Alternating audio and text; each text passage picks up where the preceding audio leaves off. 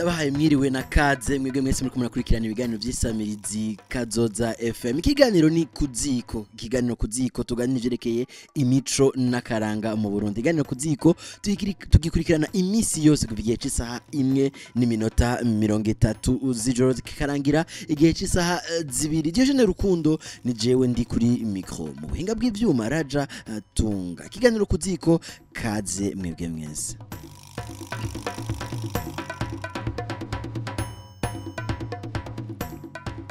Ego ku munsi murakurikirana iganiro KU.ZÍKO, kandi ku munsi tudufisa tumere batandukanye.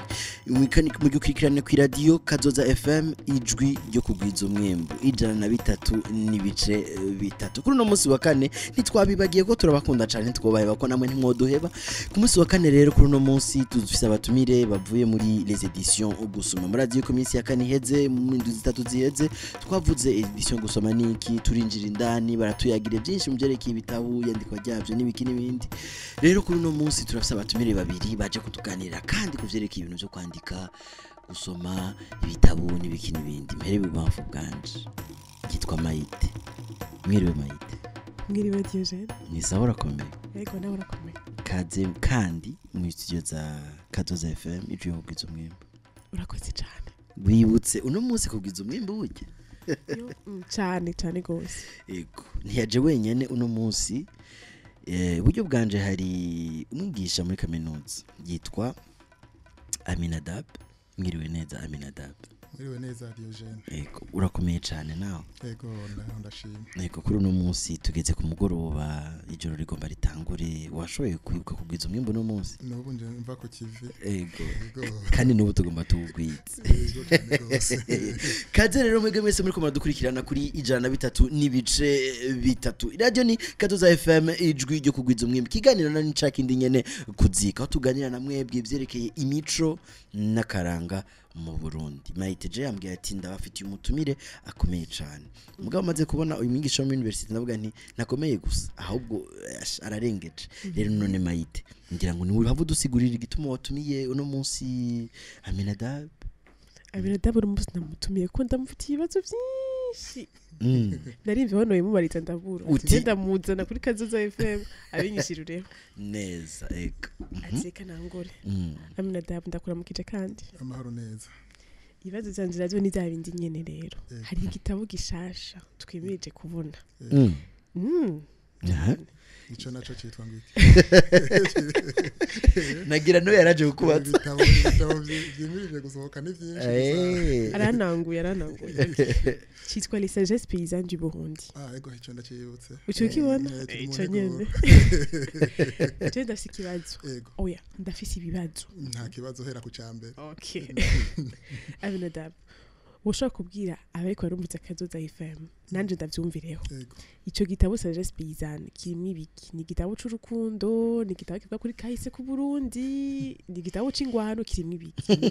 Turyohereze tubwire. Ico gitabo muri make ni gitabo gikomoka mu vyegeranijwe bivuye mu matohoza twagize mu gihugu cyose. Ivyo navyo bikaba biri mu gisata c'imico n'imigenzo y'abarundi, na cane dushimikiye gose ku buhinga n'ubumenyi bw'abarundi. Atari abarundi baho hambere gusa, ariko n'abarundi bo bakiriko bamwe barahembera, niyo bamwe kumbure batakishoboye ubwo buhinga n'ubumenyi nkuko abakera canke n'abandi na cane aba mu micungararo ya ruguru mu gihugu babishoboye. Ego none ico gitabo les sagesses paysannes, bon wavuze ngo n'ubumenyi, c'est les sagesses ubuhinga n'ubumenyi. None cyo bakiri mu kirundi cyangwa mu gifaransa? Ico gitabo ubwa mbere na mbere turiko turagira amatohoza yo kwegeranya ivyo twagishizemwo, twabikoze mu Kirundi. Abo twaganiriye tuganira mu Kirundi, ego no tuvyandika mu Kirundi, ariko twarabihinduye mu Gifaransa. Icyo gitabo rero kizoba kiri mu ndimi zibiri, mu Kirundi no mu Gifaransa. Aho ni sawa cyane. Mugabo nje ndafise ikibazo, twashike ku gitabo nyene. Nico gitabo mwarabyutse umunsi umwe muravuga muti turagiye kwandika igitabo, intango inkomoko y'ico gitabo. Kuko urumva nanje sinenda bizi, senenze ko mbavuga ico gitabo. Inkomoko yacu yavuye he? Mu bisanzwe icyo gitabo ni umugambi wa magazine Jimbere yego ikoranye na edition gusoma yego je mu bisanzwe ico gitabo noba nanagikoze ko mu kwegeranya izo nkuru zose za gitorokanirijwemo nk'umuntu yaje gukutsa ikivi nyene muri Jimbere magazine nayo ubundi hoho mu bisanzwe ico gitabo n'umugambi wa magazine Jimbere ibikoreye muri ryanzu yo gusohora ibitabo bita edition gusoma. Sawa.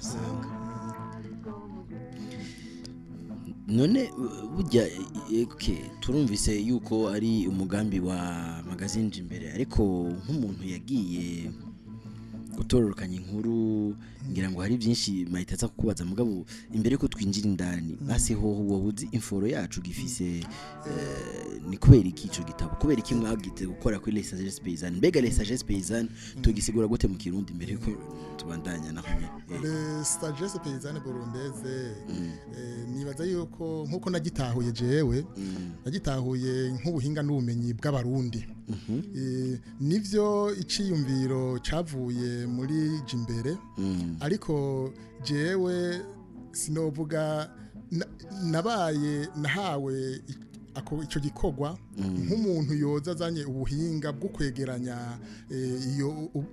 ubwo buhinga n'ubumenyi buri mu gihugu hagati ni na jewe ahaniniya nameze nk'uje imbere kuyobora ibikorwa byose byo kurondera abo bantu kugira ngo turabe n'ubwo buhinga n'ubumenyi kumbure bwogirira akamaro abarundi kumbure n'abanyamahanga kugira bamenye abarundi byo bashoboye bishobora kuba binashoboka ngaha mu Burundi gusa hanze atabiriyo muri rusangi nije nagiye ndatora abatari bake mu bo twagiye turabaza kugira ngo dushobore kuronka icyo tushiramo icyo gitabo tuyagire abarundi n'amakungu ibijanye n'ubuhinga n'ubumenyi bw'abarundi ba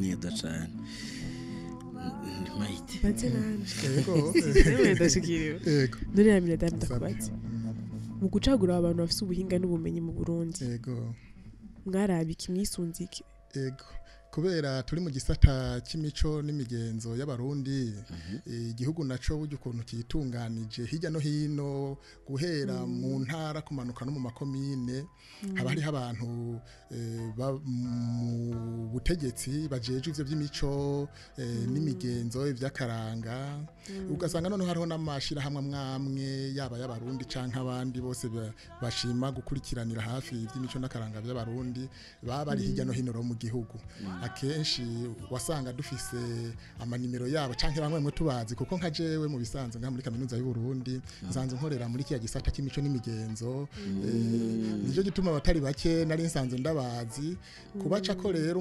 bakakurangira ukeneye kuganiriza byari byoroshe kuko benshi twari tuzinanye maze rero umuntu ntatore abakora bimwe hose kumbure akavuga ati mu ntara nko mu Kirundo konzi havugwa cyane ibintu intambo y'intore ya ntambo y'abagwanyi umuntu akavuga ati mwondangira intore by'ukuri isumba izindi canke iserukira izindi ngaha muri aka karere hama rero wakaba ari waca bigufashamwo kubera baba babazi neza twagenda nk'ubu tugashika nk'iyo muzacankuzo murazi ni hahandi bakunda gukomanga uduswa tunabobo ivyo byose bakakuronderera umuntu bazi yuko ari bitumwako akaba ari muganira kugira kugire kumuriri akuyagira idonido ryuko uwo mugenzo canke iryo gikorwa maze nihagira ko uvyandika kugira ngo ubimenyesha abandi bazoronka ivy'ukuri inkuru iryohoye yo kwitsitso kandi ivuga ukuri kudateye amazi nk'uko umuntu yobivuga none Maité nanje ndakubaze avuze ngo mucankuzo barakoma ngo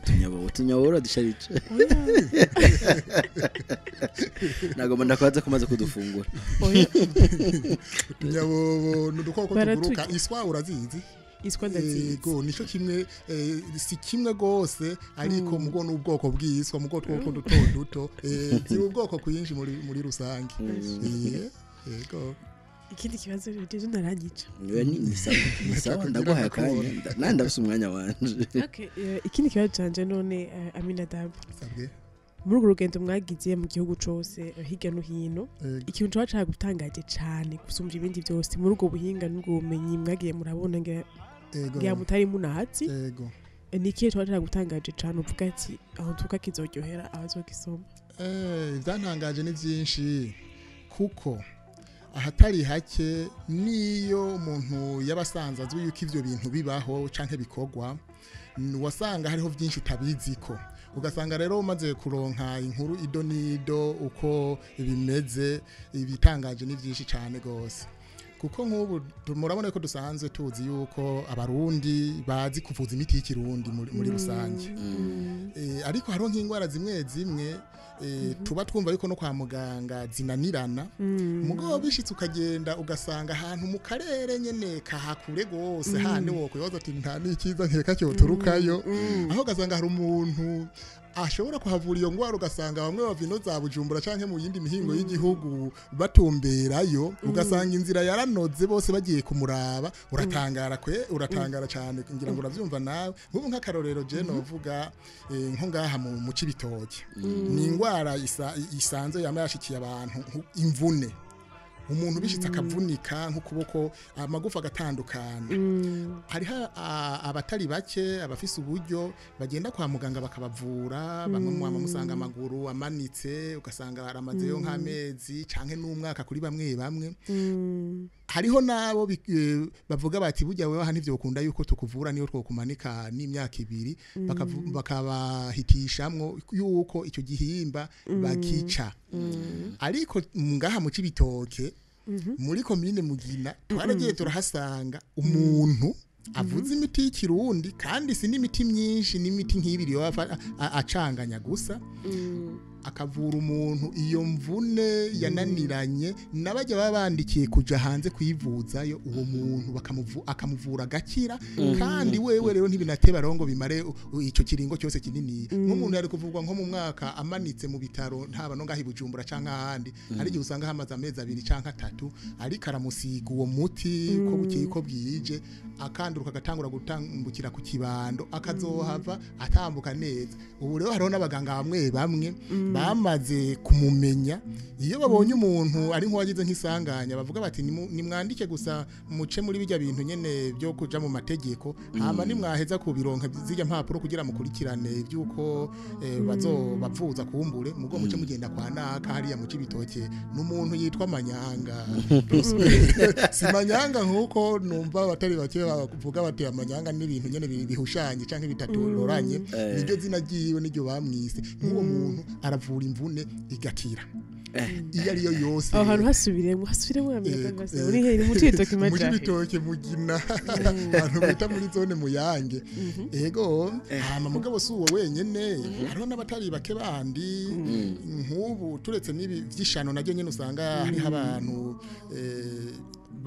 batanga nkekiri rimwo ubumara burenze ugasanga riragoye gukira n'abandi barivura nyene likagenda agatabe nko ngaha ingwara mbona ahanini cyane gose noshimikira ko niyananiranye no mu kizungu nk'igitigo aha ibururi ibuta hari umupatiri yitwa Leopold Mvukiye twaragiye mu kigo ciwe aratubwira yuko iyi ngwara ayivura igakira kandi aho sinawe wenyene narumvise n'abandi hirya no hino nuko gusa twaza turabaza umuntu umwe mu gisata kimwe wewe rero akabijya ashirako nako kanantangaje nuko hariho n'abantu bava hanze y'igihugu turetse ngaha muri Afrika gusa no muri za Amerika mu Faransa iyo zaburaya bakaza bagatuma uwo muti kandi ukabakiza kandi nikivyerekana nuko hariho n'inzu ari karakoreramwo hari ibuta yayubatse kumfashanyo yahawe n'umuntu w'umutaliyano yavuye agakira igitigo urumva ibyo bintu byose rero uvuze tuzobisanga muri ico gitabo n'ibindi byishiro ntavuze rega sinoshobora kubivugira ngaha byose oya igitabo kikaba cyitwa ngo les sagesses paysannes mu kirundi ko batubwiye ngo ubuhinga n'ubumenyi bw'abarundi neza cyane bandi muri ko murumviriza Kazoza FM ngo uyu wa mwanya mwiza rero aho mushobora kutwakura canke kutwandikira kugira ngo mbwire ico mutubwiye muduterere canke mu DJ abatumire bacu yaba Maité canke Aminadab kaze murazi ko je namandabaha kaze iminsi yose kuko ndabakunda kandi mandabakumbuye ndabibutsa kanimero gusa nayo wundi tumega n'utuyinite ndaze mwatuguze ndabibutsa ko mushobora kutwandikira kuri WhatsApp canke mukaduhamagara kuri WhatsApp canke mukatwandikira bisanzwe canke mukaduhamagara bisanzwe akanimero nako ni 72 23 23 72 23 23 canke 63 62 24 24 24 Raja Tunga ari mu binga bw'ivyuma tumira amateka tonye citugaruka tubandaye n'iganiro cacu akaririmbo ni kagomba kavuge ni kira se nyakuramba kabaryohera aho muri mwese.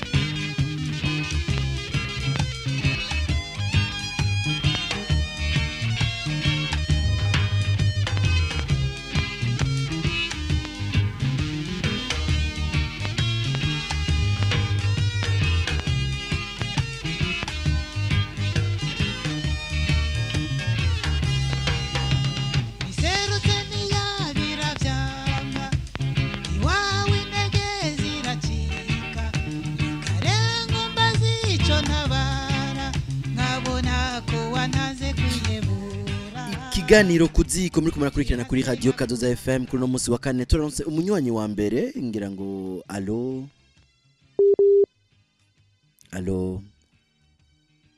umunywanyi kuri WhatsApp aka connection ngira ngo kamubanye gakeyi ariko nako ndababwira ko murakurikirana ikiganiro kuziko aho tuganira byerekeye imico nakaranga mu Burundi kuri radio Kazoza FM ijana gatatu n'ibice bitatu kuri mu kiganiro cuno munsi turigwe n'abatumire babiri twarungikiwe na les éditions gusoma akaba ari inzu cange se twovuga ijejwe gusohora ibitabu aba bacanditse bakagicisha muri iyo les éditions gusoma hama bakagisohora hama natwe tukironka twagisoma ndi kumwe na Maité wo muri les éditions gusoma hamwe na Aminadab bariko baratubwira ivyerekeye igitabu kiri mu gusohoka mu minsi dushuhiye twese kubera ibintu birimwo igitabu ngo citwa Les Sagesses Paysannes turanse undi munywanyi ku murongo aciye agenda nawe nyene aga connection kamanye gakeya ego aga connection kabaye gakeya ntacu nabandanya gerageza turamwitaba none ga Aminadab ndakubaze wavuze uti igitabu kiri mu gusohoka none kandi ngo mwaragiye mu gihugu cose niko wavuze mwaragiye ntara zose ko ari 18 uko zari zikiri 18 nega nundi ziracyari ego none nibihe bisata mwakoreyeko kuko sinibaza ko ico mwarakuye imuramvya ari cyo mwarakuye i Burundi turonse undi mwanya ku murongo imbere ko nyishura Allo mwiriwe neza mwiriwe cyane kaze mu kiganiro kuziko muri kumurakurikirana kuri radio Kazoza FM muri ko murasaminana ku 103.3 mwitwa bande muherereye he nitwa Bertrand Yizeye nkaba mba mu bwiza. Ego Bertrand turi kumwe n'abatumire babiri Aminadab hamwe na Maité ngira ngo waramutsa ushikiriza iciyumviro cawe canke Ego akabazo maze kawe. mundamukiza umutumire atakuramukije gose. ndakuramukije cyane Bertrand. Akabazo rero mfise ndakerekeza kuri mwebwe Aminadab Havyarimana. Yego murakoze. Ikiganiro nacyumvirije kuva gitangura, ikiganiro ciza kandi numvise ko mwatembereye mu Burundi hirya no hino.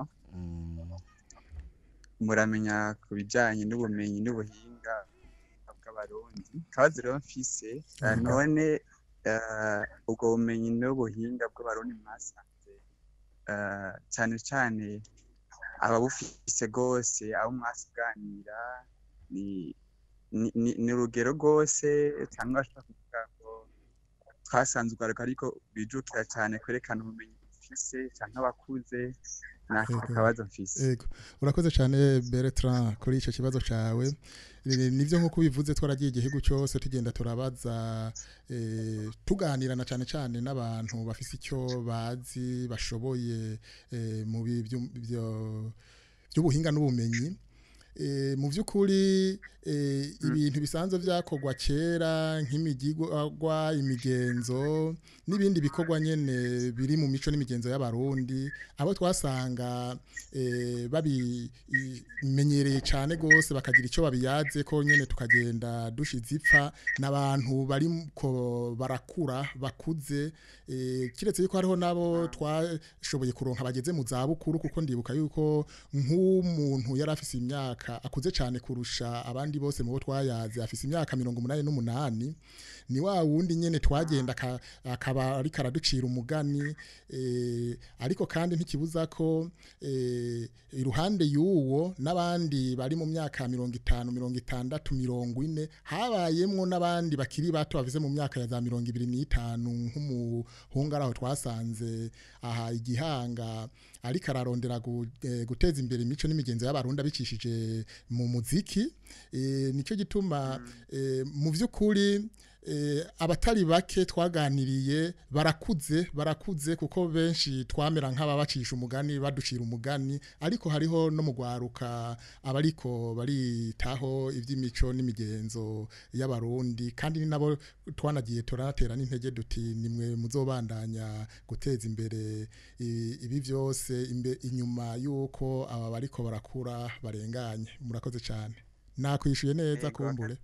Ego kandi kabazo kuri ico nyene wana muri Afrika baravuga yuko ngo Angela Kimer c'est une bibliothèque libre. Ego none nk'abo bantu miko muraganira mwarashaka kumva ko bafise intention yo gufasha abari nyuma yabo kugira ngo nabo ubwo buhinga n'ubumenyi ntibuze butere busura inyuma kuko turazi ko mu gutera imbere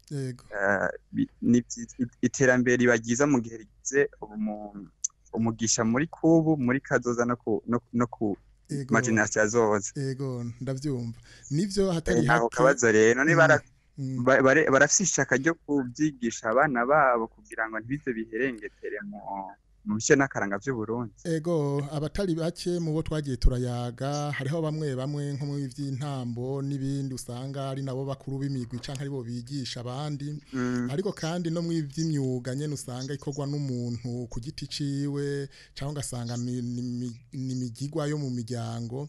Abatari bake baragiye baranatubwira n'ukuntu bariko barategura kazoza inyuma yabo kugira ngo ivyo bazi bazogira bo babisigarana abo babiraga kuko hariho nk'abo twanaganiriye mwabavuze imiti y'ikirundi hari n'abapfumu twaraganiriye bose dusanga umwe wese afise ukuntu ariko arategekanya kuzobisigira abandi nk'uko nabo nyene babisigiwe kuko abatari bake baratubwira bati natwego twavyigiye ku bari babimenye imbere yacu sitwe twoca duheza ngo ducire ibintu ngaha ahubwo natwego turiko turategekanya kurondera uko twobandanya tubiteza imbere kugira ngo n'inyuma yacu bizobandanye kandi noneho nibi byose tuba turiko turandika ni no mwiyo ntumbero kugira ngo tubizigame n'abadashoboye gushika hariya abazobisome mu bitabo bamenye uko vyakorwa maze gucyo tube turiko turazigama karanga n'imico byacu.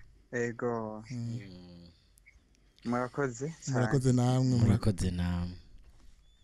Radio Kazoza FM ijwi ryo kugwiza umwimbi iganiro ni KU.ZÍKO imico nakaranga mu Burundi mu minota itarenga 5 twakwa turangije iganiro cacu narimbajije Aminadab nti mwarazungurutse igihugu cose muriko murabaza byerekeye abantu bafite ubumenyi n'ubuhinga bwo ngaha mu Burundi mbega ibisata mwakoreyemo cyane mwaye mutoya nk'amasegonda 30 ibisata mwakoreyemo byo bari bihe ego iyo tuvuze imico n'imigenzo canke ubuhinga n'ubumenyi by'abarundi tuba tuvuze ubuzima muri rusange ibiraba ubuzima bwabo bwa misi yose ivyo rero navyo nibisata byinshi hari ivyo kuntu abantu bafungura hari ivyo kuntu abantu babaho mu bivanye n'ibakikije kuko mu bisanze umuntu aba ku nkengera ya Tanganyika ntuzosanga ari karabaho cyo kimwe n'uba hariya mu misozi yo mu mugamba uba hariya mu kumoso cyo kimwe n'uzoba hariya mu Bugesera ahariho hose twagenda haniniya tuza turabaza twisunze imico n'imigenzo yoba ijanye nako karere ni ntozosanga twarabajije nko bijanye no gufungura gasanga nko ngaha muri za Buhonga canke za Kabezi twabajije ku bintu bijanye n'ukuntu bacumba burya buswaje twama tujya bitwita ububamo kuko burya ntibushobora gucumbwa n'uwari we wese hariho ubuhinga n'ubumenyi babikorana atari we wese abishobora canke ugasanga nivyo byose byo gukomanga utubunyabo byose bifise ubuhinga bikorwamwo hariho n'imwaro aho twagiye dusanga umuntu yotsa inkoko ku buhinga bwayobeye bose kugira n'ubu mu Burundi bamwe ava hirya no hino bakagenda kuyijya hari igisozi yego ibi navyo bijanye nyene n'ubundi n'ibikikije abantu kuko umuntu ahaba ku isi hose usanga agerageza kumenyera nyene kuhaba uko hameze ugasanga nk'abantu babangaha kuri Tanganyika baciye baja mu by'uburovyi cyane ugasanga baba hagira amashamba bari mu ruhigi ni nkuko uko ngaha muri za Rumonge twabajije umurovyi ukuntu umwuga w'uburovyi usanzwe ukogwa tugire turagera haya za Makamba turabaza umuhigi uko vyakogwa kera guhera ku ntwaro ya Came gushika nuba ari ubu turanateba turamenya yuko ijya ntambo mwumva hariya za Kirundo imwe y'abagwanye hanini ya ujya iri no mu karanga kabo kuko burya ziriya ntara muri iyo myaka ya kahise haragiye harabera intambara nyinshi ingwano nyinshi naco gituma abantu baho baciye bamera nk'abakurira muri uwo muco bose rero babandanya babihererekanya uko ingero zigenda zirakurikirana ingeri hama mu bijanye n'imibano naho nyene usanga abarundi bari bafise ukuntu bitunganije hamwe usanga hariho babantu buzuriza abantu mu kibano batarinze kuja no muri za sentare canke imbere y'intahe kaba abashinga ntahe nabo nyene baragize ico bamara cane muri ubwo rwego n'ibindi nk'ibi byo kuryohereza abantu bamwe bashushanya hariho abashushanya babumba hariho abashushanya bacapa bo bose twaragiye turabaganiriza baratuyagira n'abandi nabo bagira iby'indirimbo nka za ndirimbo zose nka mwebwe muho mwavukiye mu bisagara aho nk'indirimbo mutumvise kazi yavuga ngo turime tworore kijambere zijya zose ubuje nka jewe narahuye n'uwo mupfasoni yaruri irimbye ego rero ni kuri ivyo bisata duhava duhera dusozerera ko iganiro cacu kiryoshe ariko mbonye ku mwanya watubanya mutoya sibega Maité cyane gose ariko dushimire cyane Aminadab yigo yaraza aratuyagira ivyerekeye igitabo Sagesse Paysanne murakoze cyane ni mwantuma ko no hanyuma nzoga dutegerezwa gutuma ko cyane tubwire byinshi cyane tubwire kungene wacanditse n'ingihe kizosohokera yego Maité nawe ndagushimiye ko nawaje kumfasha kubaza ibibazo n'umutumire wacu akomeye cyane ndagushimiye nanje bakunzi bi radio Kazoza FM ndabasaba ntimuhindure naho nyene gumaho nyene 3:3 iganiro KU.ZÍKO kiraheza ariko indi biganiro biryoshe bigombe bandanye bikurikira hanyuma je nanje tuzosubira ejo igihe yasaha nyene wamanya nyene ndayibutse ikintu kimwe kandi abasabe ntimwibagire kugwiza umwimbo raja tunga mu binga bw'ivyuma ndamushimiye cyane ko yadufashije majoro ashikira Diogene Rukundo nari kuri micro bye